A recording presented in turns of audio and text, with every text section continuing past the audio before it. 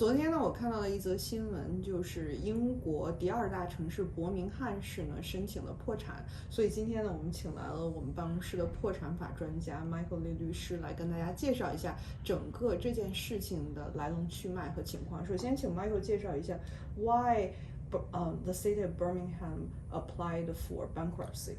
Well, it didn't apply for bankruptcy. Essentially, what happened with the city of Birmingham is they are insolvent.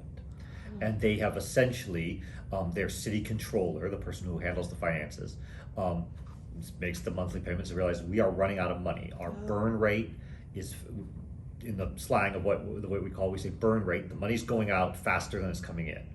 And with this burn rate, we're going to run out if we keep doing things the way that we're doing. And so under the UK system, under the City Councils Act, they have basically a fire alarm that the city controller can pull, and it's called a Section 114 notice that the person who handles the financial account pulls the fire alarm and says, emergency, the money's going out faster than it's coming in, you need to solve this. It's not a bankruptcy system.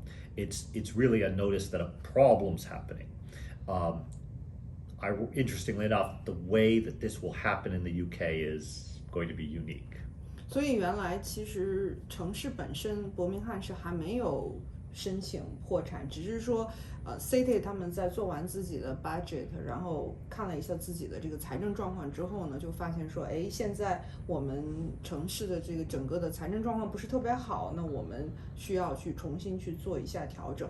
那我们也知道啊，就是城市的破产其实不是我们第一次听到，包括我们在加州之前也有城市有申请过破产，比如说 City of Stockton， 还有 Vallejo， Mammoth Lakes, the County of Orange went through.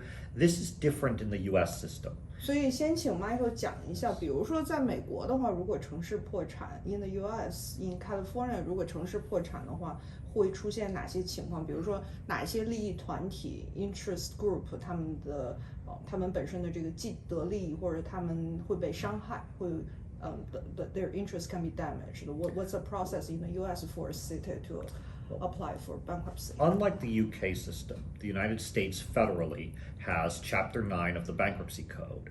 Our bankruptcy law enables municipalities to file a particular kind of bankruptcy called a Chapter 9, and enables them to reorganize through Chapter 9 to the detriment of some types of creditors. So if you are an unsecured creditor of a municipality, such as a beneficiary under a pension plan, you could be hurt. This is what happened under City of Stockton, that they had to readjust and essentially renegotiate and reallocate the pension plan.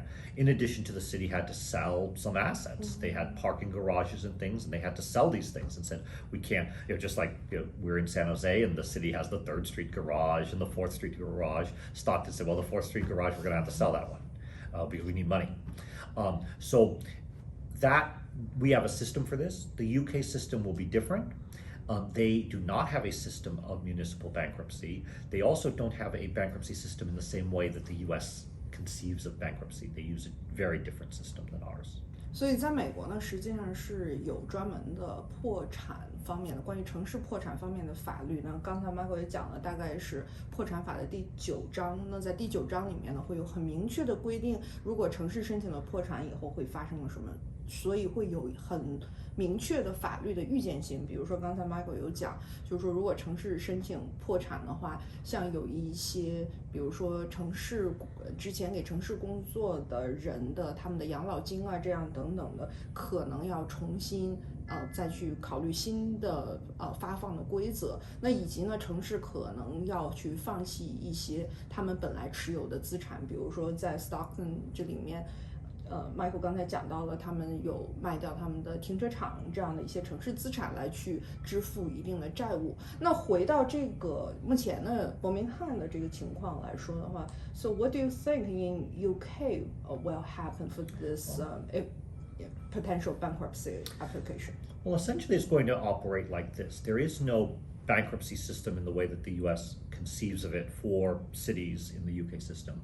What they have in the commercial context, they have two options. One is wind up The other is called scheme of arrangements. Certainly they're not going to wind up the city of Birmingham. Sure. What the scheme of arrangements is, it's a voluntary system where you basically get all the creditors together and say, look guys, here are the books. We're going to have to get flexible on this because we can't satisfy all the debts as they're presented. We're going to have to work something out.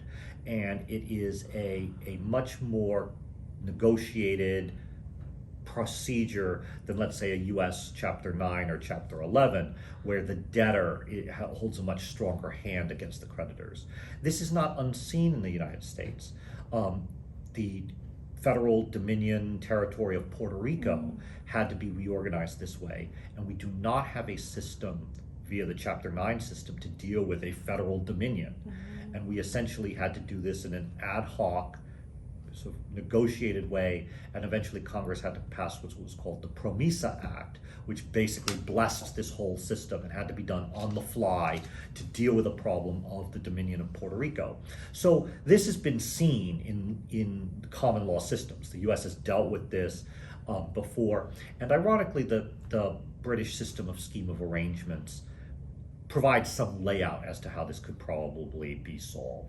所以呢，其实，在英国不像是在美国，破产法对于城市破产这方面有很明确的规定。那刚才 Michael 有讲呢，其实有可能他的这个情况会和之前美国的一个他控制的区域叫波多黎各的之前的破产的情况会有所相似。那实际上呢，是要把所有的城市的债权人呢，可能大家要聚在一起，然后要开一个会，然后要跟他们讲明实际的这个财政的情况，然后大家共同的来去探讨一个解决的方案，可能才是这个案件最终的一个出路。好的，那今天呢，非常感谢 Michael 的分享，那我们下次呢再和大家继续分享有用的关于法律方面的知识。